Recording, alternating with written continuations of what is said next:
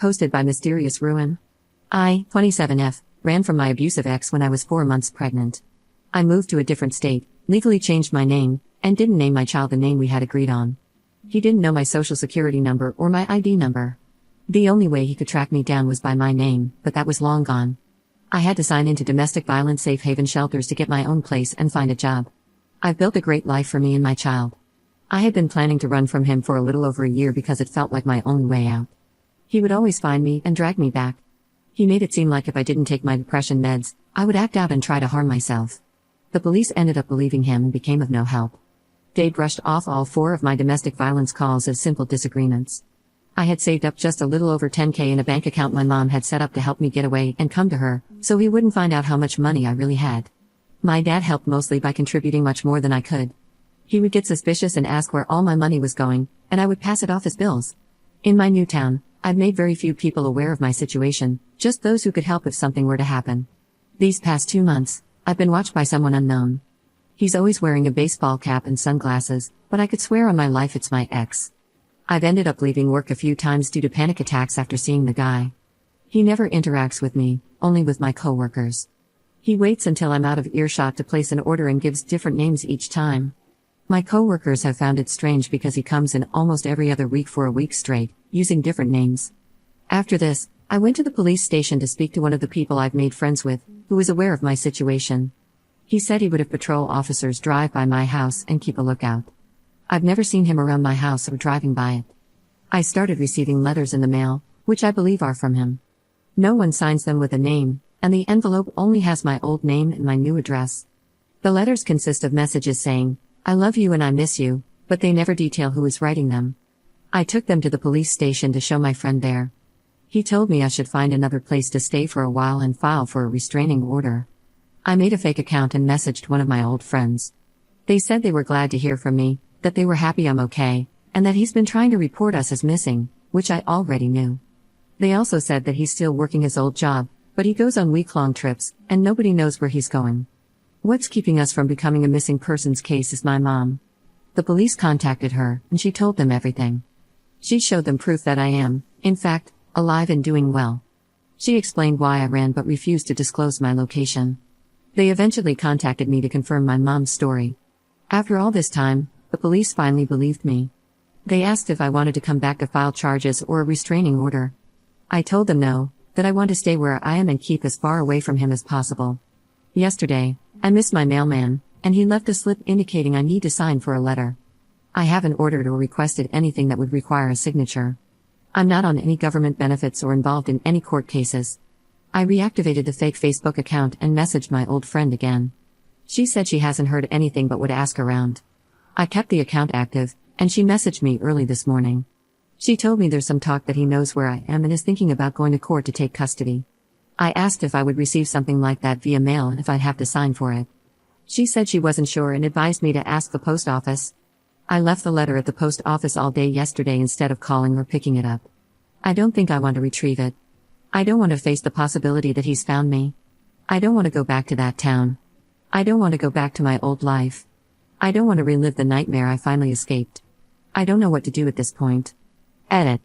I just want to start by saying thank you for all the kind words and advice you've given me. After I made this post, I went to work.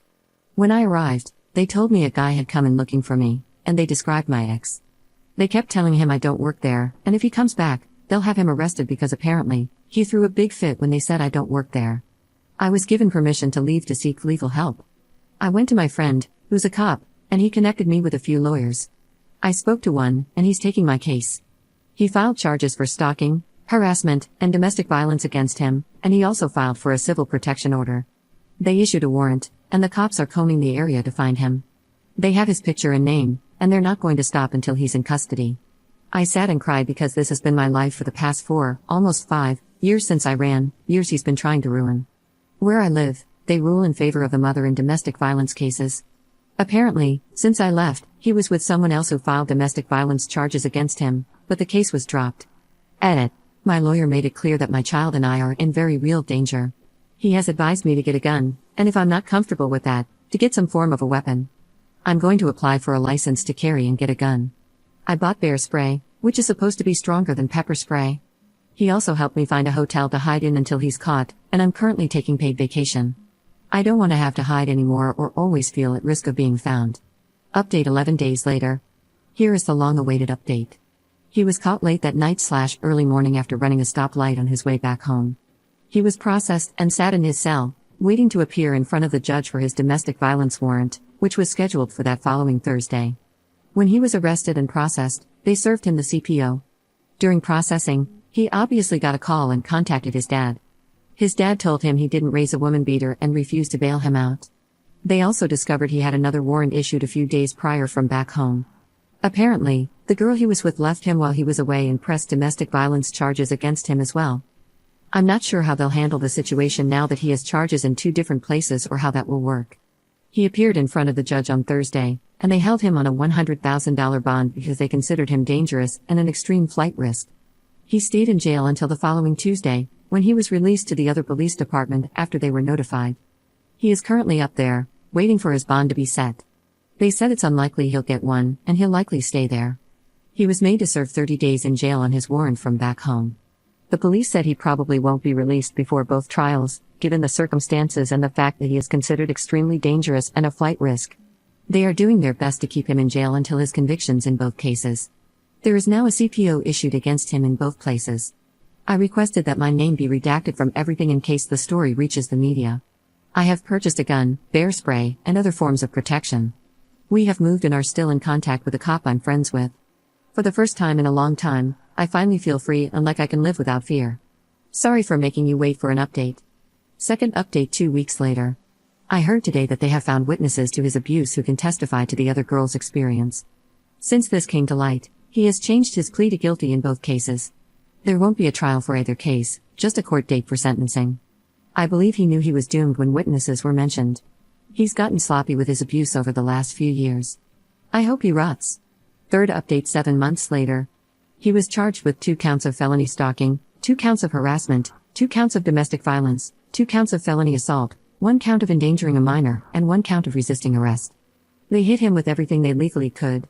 He got 7 years and 9 months, and he's to serve the sentences consecutively. They didn't give him the maximum penalty for the felonies because he pled guilty, waived a trial, and accepted the sentencing. They just wanted this over with. The sentencing took a bit longer since it involved 2 states. He'll serve all his time in 1 state, then transfer to the other to serve the remainder. Since then, my baby and I have relocated, and I thank God every day for the people who helped us. I'm still in contact with the people I knew at my old home, and they're glad we're doing well. Fourth update 4 months later. Long time no see. After the sentencing, my baby and I finally felt relieved. We decided to go out and really live for the first time in a long while.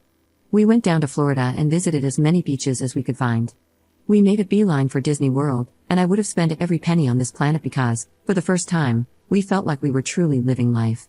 From there, we made our way up to Nashville, where I shared my love for country music with her. After Nashville, we headed back to my hometown.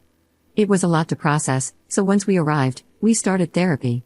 It's a long road to healing, and we decided to settle here for a little while so she can get to know her amazing grandpa on his dad's side. My parents are flying in soon, and we're planning to attend family therapy together. I do plan to go back to my home eventually, but for now, I feel a pull to heal in the place where I got lost and broken. It feels like I need to gather myself here and find a way to let go of my past in this place. I don't think I can fully move on unless I do. I'm also thankful that he didn't affect our child too much. I don't think she fully understood what was happening. Going forward, if I post any more updates, I won't give many details to protect our identities. I've decided to go back to school and work in social services, so I can help women who were in the same shoes I once was. I'll wait until I'm in a healthier mindset and better mental state before starting. I just wanted to give this final life update because I'm so proud of myself and the life we're now living and pushing through for.